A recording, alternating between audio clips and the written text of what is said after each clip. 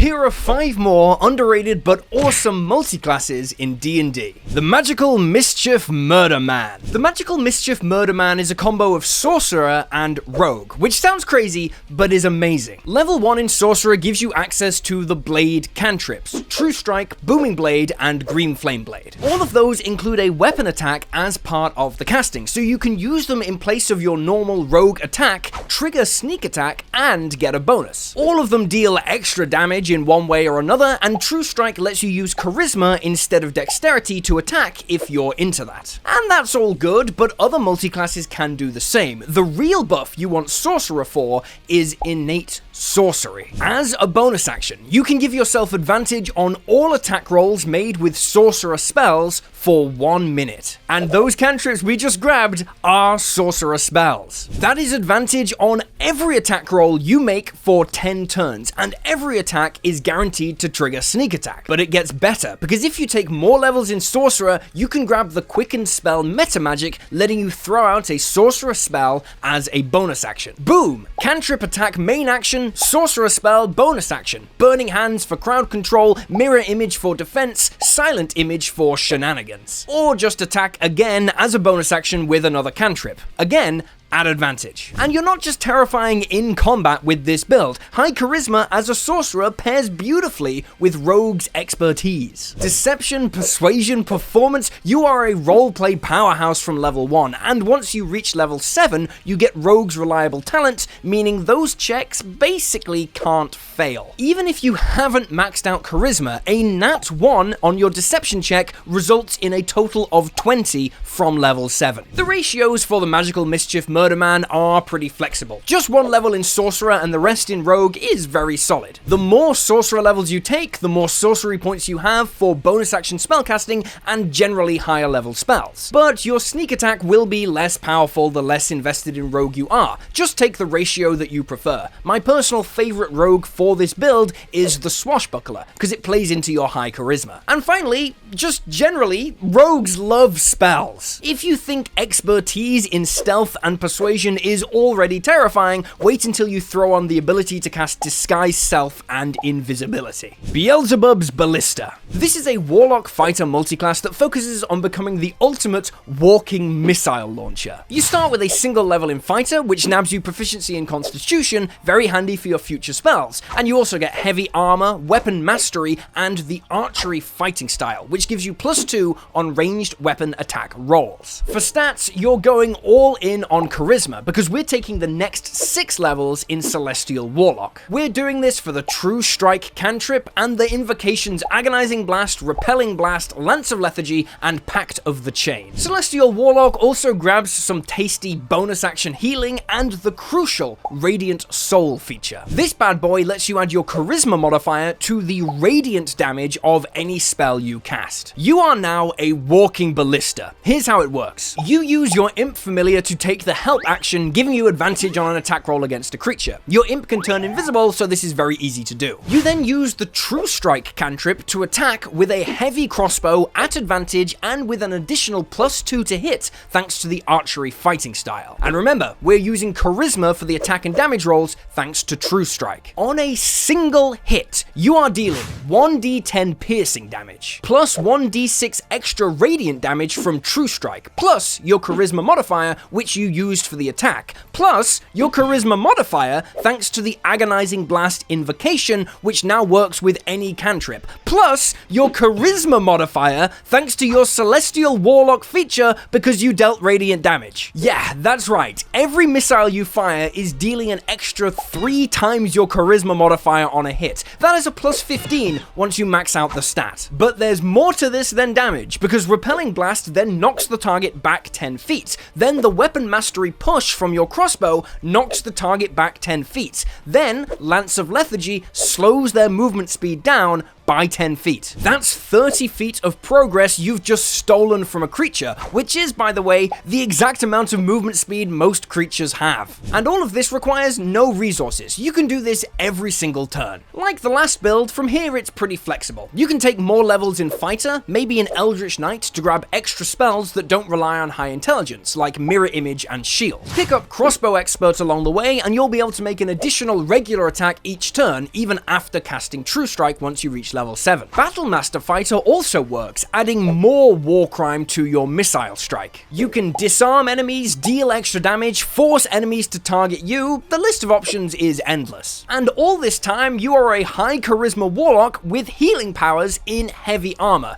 The ability to split a giant in two with a single crossbow bolt is just icing on the cake. Help! Help! I've become trapped in a computer! Ooh, that sucks, man. So I guess I can have all your old stuff? Dude, what? No, don't take my stuff! You won't be needing this money either, right? Because you're like a computer virus now? Oh, this sucks! Now I'm broke and I can't do anything. I can't even play D&D. I don't have hands to move the minis and roll the dice. Well, we could play D&D using Shard. Shard?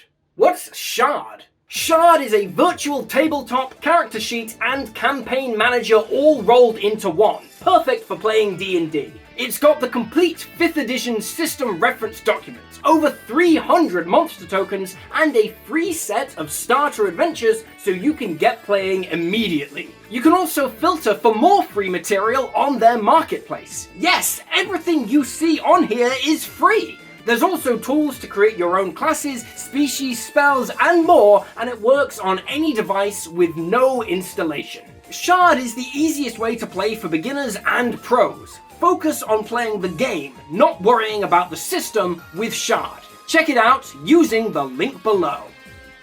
The Nick Nack Nabber. The Nick Nack Nabber is a combo of Thief Rogue and Armorer Artificer. Gotta say it, the Thief is awesome now, and Fast Hands lets you use the magic action to activate a magic item as a bonus action. This pairs beautifully with the class designed around crafting magic items. If you're using the crafting rules from the new D&D DMG, this is crazy. For only 200 gold, you can craft yourself a wand of magic missiles and shoot off 5d4 plus 5 unavoidable damage every turn as a bonus action. I made a whole video about the crazy things you can do with those rules here, and the Thief Rogue turns it up to 1,000,000. But even if you're not using those mechanics, Artificers can craft stuff the old-fashioned way, with your Artificer infusions. Homunculus Servant can take the help action to give you advantage and trigger your sneak attack every turn, and Enhanced Weapon and Enhanced Defense give you a +1 to all attack and damage rolls and AC, respectively. Replicate Magic Item can give you access to any common magic item from Xanathar's Guide, and anyone can craft spell scrolls now using the rules in the PHB. Artificers also just get great spells like Catapult, Guidance, Cure Wounds, Fairy Fire, and Disguise Self. They even get Green Flame Blade and Booming Blade, which, as we've already mentioned, are amazing on rogues. And you can throw out any of those as a bonus action once you've made them into a spell scroll, thanks to your Fast Hands. Then, the Armorer subclass lets you sneak around in heavy armor, ignoring the disadvantage to stealth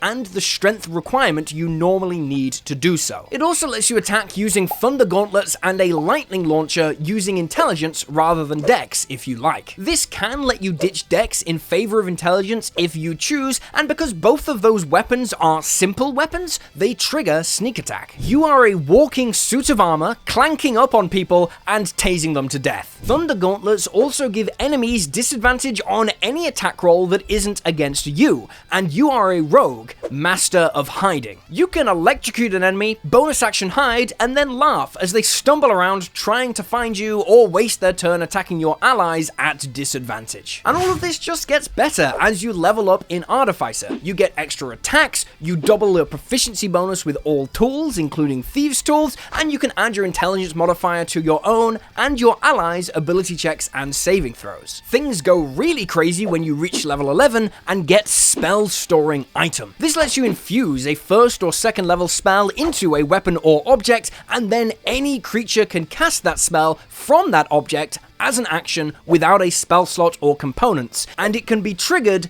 10 times per day. If you've been paying attention, you'll know that this is 10 bonus action castings of any second level spell per day for your Thief Rogue. No more wasting time and gold on single-use spell scrolls. Obvious options include Booming Blade for a straight-up extra attack every turn, Cure Wounds at second level for 3d8 plus 5 healing every turn, Web for Restrain and Battlefield Control, Blur to give all incoming attacks disadvantage. The list of options is long, and you can do all of them as a bonus action. And then you just slam the rest of the levels in Rogue for higher sneak attack damage, reliable talent, expertise, all that good Rogue stuff. The Furry Fury. The Furry Fury is simple and beautiful, and I really wanted to talk about it somewhere because it's only just been made possible thanks to the new Valor Bard. If this build is underrated, it won't be for long. At 6th level, Valor Bards get extra attack, but you can replace one of those attacks with a cantrip instead. You're gonna wrap that feature up with Bugbear as your species and a couple of levels in Warlock. Yes, this is another Warlock. The Bugbear does two important things. One, it increases your reach by 5 feet when you attack, letting you strike enemies from 10 feet away with your melee weapons. 2, any creature you hit with an attack roll that hasn't taken a turn yet this combat takes an additional 2d6 damage. As far as Warlock goes, we're mainly interested in grabbing Eldritch Blast and the Agonizing Blast Invocation, although you can pick up a Pact of the Blade to attack with your Charisma if you like. Then, in combat, you can attack an enemy from 10 feet away with your short sword and follow up with Eldritch Blast as your second attack. Eldritch Blast then makes multiple attacks, and because you're striking from 10 feet away, you don't have disadvantage from being next to an enemy. You can then follow up with another bonus action attack thanks to the light weapon property of the short sword. Warcaster is the feat to grab here, letting you wield 2 weapons and cast spells, but it's generally just a top tier feat for spellcasters anyway. On your first turn in combat, with Valor Bard at only level 6, you are dealing 2d10 plus 10d6 plus 16 damage, and then you can retreat without provoking opportunity attacks, and that's assuming you only have 18 charisma. From there, thanks to Eldritch Blast, you can just build your own war crime, throw on Repelling Blast to knock enemies back, Lance of Lethargy to throw them down, whatever you want. As you level up, Eldritch Blast fires more beams. At max level, you're trading 1 attack for 4, and you can supplement this with any spell in the game,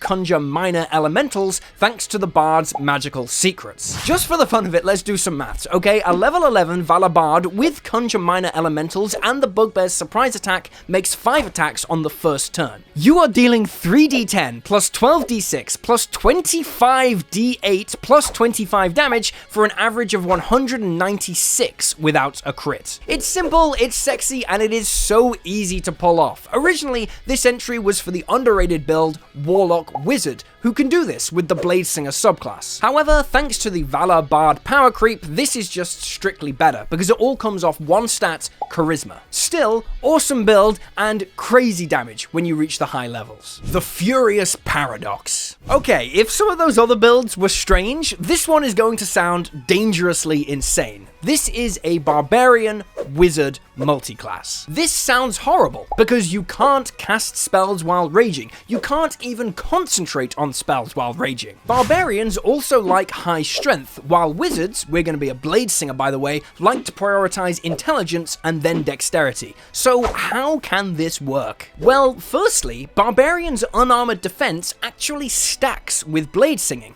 Bladesong adds your intelligence modifier to your AC, and unarmored defense adds your constitution modifier to your AC. Assuming you can reach 18 in dexterity and intelligence, and you've got a reasonable 14 constitution, and you have mage armor on, that is a static AC of 23. That's before any magic items, and you don't have to be raging to be using your unarmored defense, so you can cast shield on top of this anytime you aren't in a rage, for an on-demand 28 AC. Also, mage armor isn't a concentration spell, so if you do enter your rage, it will stick around, and you only need 13 in strength to multiclass out of Barbarian. If you're curious, this is what your stats will look at level 1 with point buy. I just picked a Shadar Kai Elf as an example species. This is 100% doable, stats-wise. Rage is also theoretically amazing for a frontline wizard. It gives you resistance to bludgeoning, slashing, and piercing damage, which covers your only weakness, your low hit points. Thirdly, your Bladesinger feature, Song of Defense, can be used while you're raging. Anytime you take damage, you can burn a spell slot and reduce that incoming damage equal to 5 times the level of the spell slot you expended. Fourthly, there are spells you can cast as a wizard that will persist even after you enter your rage. We've already talked about Mage Armor, but Mirror Image is another great option, making you even more impossible to hit. You've got crazy good AC, crazy good damage resistances, and crazy good damage reduction. Ideally, you'll throw up a Mirror Image and enter your Blade Song before combat, get into battle, fire off some big spells early, and then when fighting gets up close and personal, you enter rage and slaughter in close quarters combat. Is this the optimal wizard build? No, but it is genuinely very solid. And you shouldn't worry about being fully optimized anyway. The most optimized Blade Singers don't even use weapons. This game is about exploring and having fun, and this build is incredibly fun. And you can freak people out when they ask what you play in D&D, and you tell them that it's a wizard barbarian multiclass. The look on their face alone, priceless. I've also made a free subclass that you can download right now, the Future Self Warlock. It's up on my community page and as a public post on my Patreon, download link below. I made it for Calm, a suicide prevention charity. Check it out, it is a badass subclass where your Warlock patron giving you power is yourself from the future. And if you want to support the channel, Patreon and YouTube memberships make all of this possible in the terrifying world that is unpredictable YouTube ad revenue. And yeah, that's all I got. Remember to like and subscribe, check out Calm if you think the resources will be useful to you, and I'll see you next time.